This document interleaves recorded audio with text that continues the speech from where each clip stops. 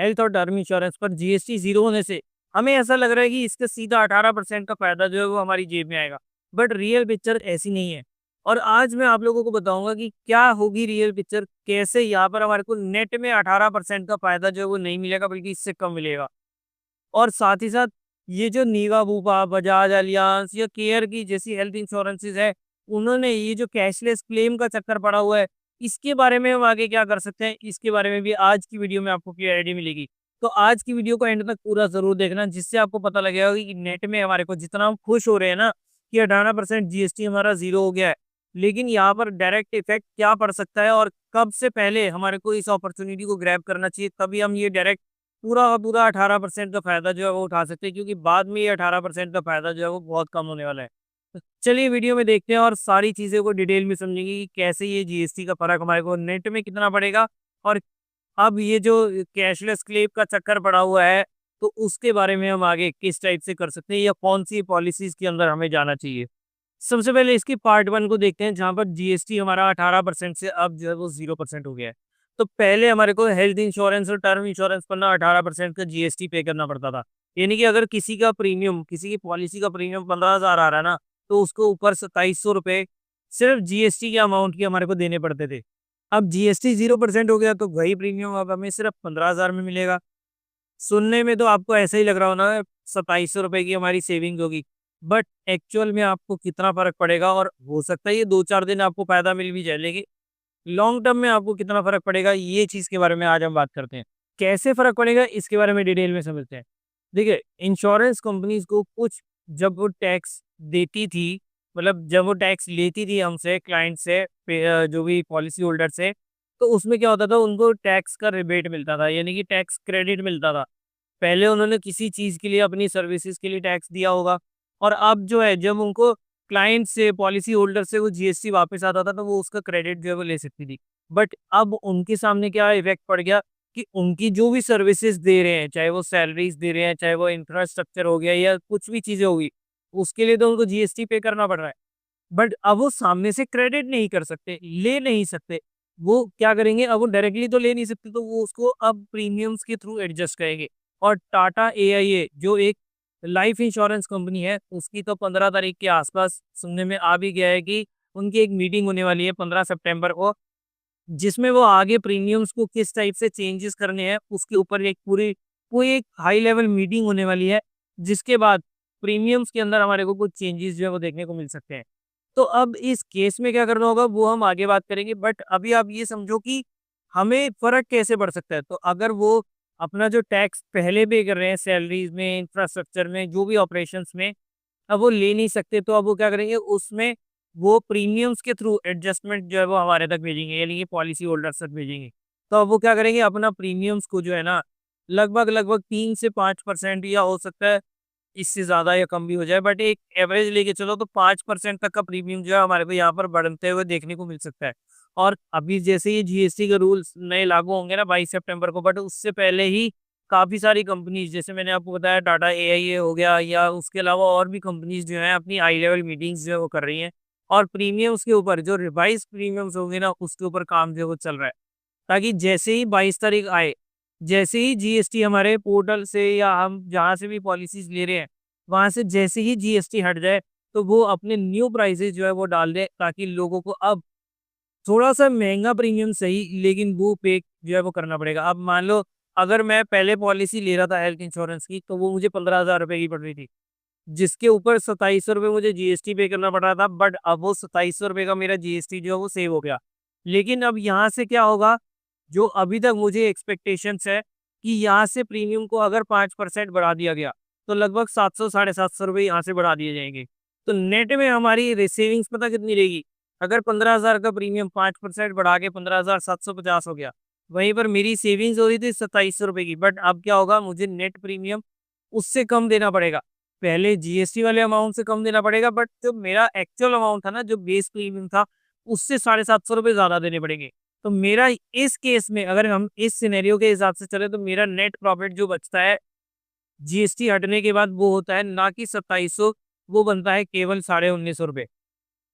अब इसका भी मैं आपको बताता हूँ कि अगर आप लोगों को इसका हैक जो है वो काम करना है, अगर आप पॉलिसी फर्स्ट टाइम ले रहे हैं, तो आपको क्या करना होगा, आपको सबसे पहले तो हमसे बात करनी होगी। हम आप लोगों को बताएँगे कि कैसे आप अपनी पॉलिसीज़ को बिना टैक्स के, बिना रिवाइज़ प्रीमियम के साथ जो है वो कर सकते हैं। उसके लिए आपकी स्क्रीन पर जो नंबर आ रहा है ना, वहाँ पर आपको हमारे से कॉन्टैक्ट करना होगा और हम आपकी पूरी हेल्प करेंगे। आपका जितनी सेविंग्स हो सके, उसमें वो सेविंग्स आपको प्रोवाइड, और बाकी काफ़ी सारी कंपनीज़ ना सिबिल के ऊपर भी डिस्काउंट देती है, जिसके बारे में आपको कभी भी कोई इंश्योरेंस एडवाइज़र या इंश्योरेंस एजेंट जो है वो कभी नहीं बताएगा, क्योंकि उससे आपका प्रीमियम कम होगा और उससे उसकी कमीशन में भी फ़र्क पड़ेगा। बट मैं आप लोगों को खुलेआम बता रहा हूँ कि सिबिल स्कोर पर भी डिस्काउंट्स मिलता है और बहुत कम कंपनीज़ जो है वो प्रोवाइड करती हैं। तो एक बार अपने, अगर आप अपने इंश्योरेंस एडवाइज़र से के थ्रू जा रहे हैं ना, अगर आप हमारे से जुड़ रहे हैं, तो हम तो आपको बता ही देंगे कि कौन-सी कंपनीज़ जो हैं आप लोगों को सिबिल के बेसिस पर आपकी डिस्काउंट जो है वो प्रोवाइड करती है। लेकिन अगर आप किसी और एडवाइज़र के थ्रू जा रहे हैं, तो एक बार उनसे बात ज़रूर कर लेना, क्योंकि वो आपको अपनी साइड से कभी नहीं बताएँगे। तो अगर आप लोग 22 से पहले-पहले अपनी पॉलिसीज़ को इश्यू करवा लेते हैं। इश्यू क्या मतलब, अपनी पॉलिसीज़ का केस जो है वो डाल देते हैं, और आपकी पॉलिसी अगर 22 के बाद इश्यू होके आती है, तो आपको जीएसटी का डायरेक्टली इफ़ेक्ट जो है, डायरेक्टली जो बेनिफिट है, पूरा का पूरा वो मिल सकता है। अनटिल एंड अनलेस अगर वो रिवाइज़ प्रीमियम जो है वो अभी तक जैसे नहीं आए हैं, तो अगर हम सोच के चलते हैं कि 22 तक भी ना आए तो।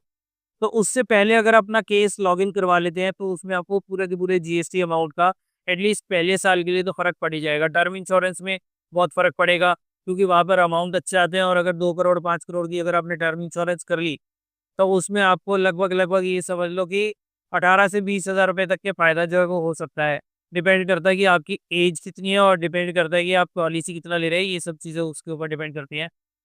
दूसरी बात, अगर हेल्थ इंश्योरेंस में भी अगर आप आज के टाइम पे जैसे जीएसटी अगर आप बचाना चाहते हैं, तो 1 साल की जगह अगर आप 3 साल या 5 साल के प्रीमियम को पे करते हैं, तो आपका अमाउंट जो है वो विदाउट जीएसटी और आज के रेट पर, वो भी बिना रिवाइज़ प्रीमियम्स के साथ ही आपका पॉलिसी जो है वो लॉगिन हो जाएगी। तो उसमें आपको इतना फ़र्क जो है वो पड़ सकता है। जैसे अभी मैंने हाल ही में एक केस लॉगिन करवाया है, उसमें उन्होंने 5 साल का पॉलिसी ली है, 44 की एज है, और उनका प्रीमियम आ रहा था लगभग-लगभग 2,07,000 रुपए।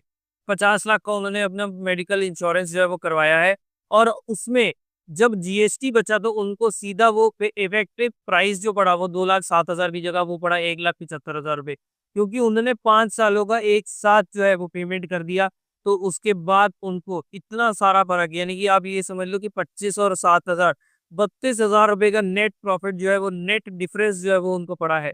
तो ऐसे ही आप भी इतना बड़ा अमाउंट जो है वो बचा सकते हैं, अगर आप 3 या 5 साल का केस जो है वो आज ही लॉगिन कर लेते हैं, ताकि आप लोगों को मैक्सिमम टैक्स का बेनिफिट जो है, और वो भी 22 तारीख से पहले। अब कैसे करना होगा, ये सब चीज़ों के लिए आप हमारे साथ कॉन्टैक्ट कर सकते हैं।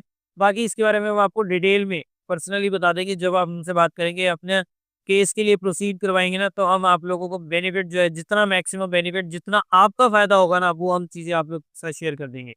अब आते हैं अपनी वीडियो के पार्ट 2 में, कि ये कैशलेस पॉलिसी का क्या पंगा है, और इस बवाल से हम कैसे जो है वो बच सकते हैं। देखिए, सबसे ज़्यादा हालत खराब रहेगी बजाज एलियांज, और उससे भी ज़्यादा रहेगी केयर वालों की। बजाज वालों को तो फिर भी एक बार सुनने को आ रहा है कि उन्होंने अपना केस जो है वो रिज़ॉल्व कर लिया है, और अब से कैशलेस फैसिलिटी जो है वो प्रोवाइड कर दी जाएगी।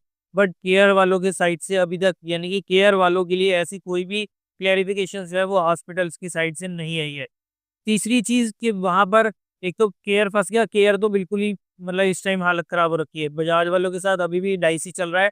कहीं पे न्यूज़ आ रही है कि भई यहाँ पर उनके साथ कैशलेस क्लेम की सेटलमेंट जो थी वो रिज़ॉल्व हो गई है, बट अभी भी अंदर, अगर हम इंटरनल सोर्सेज़ की बात करें, तो वहाँ से ऐसा लग रहा है, अभी भी सुनने में आ रहा है, अभी भी ऐसा कुछ पता लग रहा है कि वहाँ पर अभी ये केस जो है थोड़ा लंबा चल सकता है। तीसरी चीज़, नीवा-बूपा के पॉलिसी होल्डर्स के लिए बहुत बड़ा झटका है कि मैक्स के हॉस्पिटल चेन जितनी भी है ऑल ओवर इंडिया, वो अब आप लोगों के लिए नीवा-बूपा की अगर आपके पास पॉलिसी है, तो उसमें आपको कैशलेस फैसिलिटी अभी तक नहीं मिलेगी। और ये चीज़ अच्छी बात ये है, जिन लोगों की पॉलिसी है, कि अभी तक सिर्फ़ वो ये जो कैशलेस फ क्लेम जो है वो सेटलमेंट के लिए मना जो किया गया है, वो सिर्फ़ और सिर्फ़ मैक्स हॉस्पिटल्स की साइड से किया गया है। बाकी आप चाहो तो अपोलो, फोर्टिस या जितने भी बड़े हॉस्पिटल्स है ना ऑल ओवर इंडिया, उनमें आप कहीं पर भी जा सकते हैं। अभी तक ऐसी क्लैरिफ़िकेशंस नहीं मिली है, अभी तक ऐसी कोई न्यूज़ नहीं मिली है कि भई नीवा-बूपा के लिए भी वो बाकी सब हॉस्पिटल्स हैं वो कैंसल कर रहे हैं। तो अभी तक सिर्फ़ नीवा-बूपा के लिए एक मैक्स है, बाकी केयर के लिए आप ये समझ लो कि 15,000 से ज़्यादा हॉस्पिटल्स और ऑलमोस्ट एवरी हॉस्पिटल उसके अंदर आता है, जहाँ पर आपको कैशलेस फैसिलिटी जो है वो नहीं मिलेगी। बजाज का भी अभी डाउटफुल चल रहा है, क्लेरिफिकेशंस अभी पूरी तरीके से नहीं मिली है। कंपनी बोल रही है कि हमारा जो है कि ये सेटलमेंट प्रोसेस जो है वो रिज़ॉल्व हो गया, बट इंटरनल सोर्सेज़ से अभी भी पता लग रहा है कि ऐसी चीज़ें कंप्लीटली रिज़ॉल्व जो है वो नहीं हुई है। और ये सारी चीज़ें 1 सितंबर 2025 से जो है वो लागू भी हो चुकी हैं। इसके बारे में अगर आप डिटेल में समझना चाहते हैं कि कौन-सी कंपनीज़ ने क्या-क्या फैसिलिटीज़ को प्रोवाइड नहीं किया है, कहाँ-कहाँ पर दिक्कत आएगी, तो आप इस वीडियो को पूरा देख सकते हैं। इस वीडियो में आपको पता लग जाएगा कि 1 सितंबर से क्या-क्या चीज़ें हो चुकी हैं। एक इस वीडियो में आपको पता लग जाएगा कि 1 सितंबर से क्या-क्या चीज़ें हो चुकी हैं और अब हमें आगे किस टाइप के स्टेप्स जो है वो उठाने चाहिए। तो रियल इम्पैक्ट क्या होगा कि जीएसटी ज़ीरो होने से थोड़ा-सा नेट प्रीमियम जो है वो हमारा बढ़ सकता है, जिसकी वज़ह से हमारे को नेट में उतना बेनिफिट जो है वो नहीं मिलेगा। उसके मुकाबले थोड़ा-सा कम बेनिफिट मिल सकता है, क्योंकि रेट्स में रिवीजन जो है वो जल्द ही देखने को मिल सकती है, क्योंकि उन्होंने भी तो भाई अपना पैसा जो है वो कहीं न कहीं से एडजस्ट करना है। दूसरी चीज़ कि अगर आपको कैशलेस क्लेम नहीं मिलता, तो आपको क्या-क्या स्टेप्स उठाने चाहिए या किस टाइप से आप अपनी चीज़ों को चेंज कर सकते हैं। अच्छा, एक चीज़ और जीएसटी से रिलेटेड, अगर आपकी इंश्योरेंस का रिन्यूअल 22 तारीख से पहले-पहले है, तो उसे करवा लेना, उसमें आपको जीएसटी की रिबेट जो है वो नहीं मिलेगी। और अगर आप छोड़ते हो, ग्रेस पीरियड का अगर बेनिफिट ऑफ डाउट रखना चाहते हो, तो उसमें देखो कुछ कह नहीं सकते, वहाँ पर क्लैरिटी अभी नहीं मिली है और मुझे उम्मीद है कि वहाँ पर भी आपको जीएसटी का बेनिफिट जो है वो नहीं मिलेगा। क्योंकि आप सिर्फ जीएसटी बेनिफिट के लिए आपने ग्रेस पीरियड को यूज़ करके और उस इंश्योरेंस को दोबारा रिन्यूअल करना चाहते हो, तो उसमें नेट इफेक्ट शायद नहीं पड़ना चाहिए। बट इसके ऊपर क्लैरिफिकेशंस अभी पूरी नहीं आई हैं। दूसरी तरफ अगर आपकी फ्रेश केस अगर अप्लाई करना चाहते हैं, तो अब जैसे वैसे पोर्टल्स पर आपको इंक्लूडिंग जीएसटी नज़र आएगा, बट अगर आप हमारे साथ डील करते हैं, हमारे साथ जुड़कर काम करते हैं, तो अभी से हम आपकी प्रोसेसिंग जो है, वो विदाउट जीएसटी अमाउंट के साथ ही करवा देंगे। और मैक्सिमम जितना बेनिफिट हो सकता होगा, वो आपको प्रोवाइड करेंगे। सबसे बढ़िया कौन-सी कंपनी रहेगी, जहाँ पर आप लोगों को इस टाइप की क्लेम्स की दिक्कत भी ना आए, तो वो सब चीज़ें जो है मैं आप लोगों को बता दूँगा, बेस्ट कंपनीज़ कौन-सी हैं। तो ये फैसिलिटीज़ आप लोगों को हमारे पास मिल जाएँगी। तो अब जब भी हमें किसी भी टाइप की हेल्थ इंश्योरेंस या टर्म इंश्योरेंस लेनी है, खासकर अगर हेल्थ इंश्योरेंस लेनी है, तो कुछ पॉइंट्स का आपको क्या चीज़ों का ध्यान रखना है कि सबसे पहले तो बेस प्रीमियम और उसके अलावा कवरेज को कंपेयर करो। दूसरी चीज़ कि नेटवर्क हॉस्पिटल्स की लिस्ट को ज़रूर चेकआउट करो कि आपके नियर बाय कौन-कौन से हॉस्पिटल्स जो है वो जो कैशलेस क्लेम में देखो कै हम मॉड मेडिकल पॉलिसी इसलिए करवाते हैं ना, ताकि हम उतना बजट जो है वो नहीं रख सकते। और इनफैक्ट आपको एक डेटा बताऊँ कि जितने बड़े लोग हैं ना, जितने वेल्दी लोग हैं, जिनको शायद इंश्योरेंस की ज़रूरत ना भी हो, क्योंकि उनके पास इतना अमाउंट है कि वो उस चीज़ को कवर कर सकते हैं। उन सबके पास हेल्थ इंश्योरेंस होती है। बट जो उस बड़े खर्चे को एक टाइम पर नहीं इकट्ठा कर सकते ना, क्योंकि अगर एक मिडल क्लास बंदा, अगर उसका मेडिकल बिल आ गया ना 15-20 लाख रुपए का, तो उसकी ज़िंदगी निकल जाएगी और उसकी ज़िंदगी भर की सारी सेविंग्स तो छोड़ो, उसकी प्रॉपर्टी तक बिक जाती है, अगर ऐसी कोई दिक्कत आ जाए। जबकि अगर कोई बड़े स्टार्स के पास जाओगे, बड़ी हस्तियाँ जो है, जो वेल्दी पीपल है, उन्होंने इतना पैसा होने के बाद, लाखों करोड़ों रुपए होने के बाद भी उन्होंने हेल्थ इंश्योरेंस करवा रखी है। क्यों? जबकि वो अफ़ोर्ड भी कर सकते हैं, बट फिर भी उन्होंने करवा रखी है। लेकिन जो लोग अफ़ोर्ड नहीं कर सकते, वही लोग जो हैं यहाँ पर सबसे ज़्यादा लोग जो हैं वो मेडिकल पॉलिसी जो है वो नहीं लेते हैं। तो ये बहुत बड़ा गैप आता है हमारे इंडिया के, और इसी गैप को हमें फ़िल करना है, ताकि ज़्यादा से ज़्यादा लोगों के पास अवेयरनेस आए। और जो लोग अफ़ोर्ड इतने बड़े खर्चे को नहीं कर सकते ना, जिनके लिए नेसेसिटी है मेडिकल इंश्योरेंस, जिनके लिए नेसेसिटी है हेल्थ इंश्योरेंस, उनके लिए ये बहुत इंपॉर्टेंट चीज़ है और उनको ये ज़रूर लेनी चाहिए, मस्ट हैव चीज़ है। सेविंग्स वगैरह सब उड़ जाएँगी अगर एक बार एक बड़ा बिल जो है वो आ गया तो। अब तीसरी चीज़ क्या देखनी है कि क्लेम सेटलमेंट रेशियो को, और उसके अलावा और भी जितनी भी फैसिलिटीज़ होती है उनको भी देखो। चौथी और मोस्ट इम्पोर्टेंट चीज़ कि जीएसटी के चक्कर में ना किसी घटिया कंपनी के पॉलिसी के अंदर मत फँस जाना। तो कोई गलत प्लान ना ले लेना, ताकि कल को जब इमरजेंसी है, जब वो ज़रूरत पड़े ना उस मेडिकल पॉलिसी की, तब हमारे पास वो हमने जीएसटी के चक्कर में सस्ता या बेकार सा प्लान ले लिया, जहाँ पर हमारा कवर ही पूरा नहीं हो रहा। और फिफ्थ इम्पॉर्टेंट चीज़ कि अगर आपको कंपेयर करना है, तो आप हमसे कॉन्टैक्ट कर सकते हैं। हम आपको सही प्लान दिखाएँगे और जितना बेस्ट रेट हो पाएगा वो भी आप लोगों तक प्रोवाइड करेंगे। तो अब आप समझ गए कि 0% जीएसटी होने से नेट में हमारे को 18% का फ़ायदा पूरा नहीं मिलेगा। अभी तक चल रहा है, लेकिन जल्द ही ये चीज़ जो है वो ख़त्म होने वाली है। और साथ ही साथ एक तो ये इश्यू हो ही गया कि हमारे को अपनी पॉलिसी लेनी है। दूसरी चीज़ कि ये जो कैशलेस क्लेम का जो चक्कर चल रहा है और ख़ासकर जैसे नीवा का हो गया, उस चीज़ में भी हमें ध्यान रखना पड़ेगा। नीवा का मैक्स में जैसे हमारे को ध्यान रखना पड़ेगा कि मैक्स हॉस्पिटल में हम कैशलेस क्लेम के लिए नहीं जा सकते। उसके अलावा केयर और बजाज का तो अलग ही लेवल की कन्फ्यूजन चल रही है और चलो बजाज की तो एक कन्फ्यूजन चल रही है, केयर की साइड से तो अभी पूरा ही मना हो रखा है कि केयर को अभी ग्रीन सिग्नल जो है वो नहीं मिला है। तो हमें इस चीज़ का भी ध्यान रखना पड़ेगा। उसके अलावा अगर आप लोग अपनी हेल्थ इंश्योरेंस पॉलिसी का रिव्यू करवाना चाहते हो, तो आप हमारे साथ कॉन्टैक्ट कर सकते हैं। ये सब चीज़ें हो गई। अब बात करें टर्म इंश्योरेंस की, तो टर्म इंश्योरेंस में भी यही सब चीज़ें आप लोगों को देखनी है। हॉस्पिटल्स वगैरह की लिस्ट नहीं देखनी, बट आपको इन चीज़ों के ऊपर ध्यान रखना है कि आपको सबसे पहले तो इंश्योरेंस में अभी विदाउट जीएसटी जो जितना जल्दी हम फ़ायदा उठा पाएँ, वो उठा सकते हैं। अगर हम जितनी जल्दी टर्म इंश्योरेंस का प्रीमियम जो है वो लॉक कर लेंगे ना, उतना ही हमारा बेनिफिट है। ऊपर से जीएसटी के बिना लॉक हो जाएगा तो वो तो और भी सोने पे सुहागा वाली चीज़ हो जाएगी। तो इसीलिए हम टर्म इंश्योरेंस में भी इस टाइप की चीज़ें देख सकते हैं कि अपनी पॉलिसीज़ को as soon as possible close करने की कोशिश करें। 22 से पहले या इनफैक्ट कई लोग जो है जैसे टाटा का प्रीमियम के चक्कर में प्रेफ़र करते हैं और उसका क्लेम सेटलमेंट रेशियो भी वैसे अच्छा है। तो अगर उस टाइप से जाएँ तो 15-16 से पहले-पहले अपनी पॉलिसीज़ को जो है वो एक बार लॉगिन केस डाल दें। पॉलिसी इश्यू चाहे आपको 22 को होके 22 के बाद होके आ जाए, बट एट लीस्ट आपको न जो अभी जो है वो जीएसटी के इफ़ेक्ट का फ़र्क तो पड़ेगा।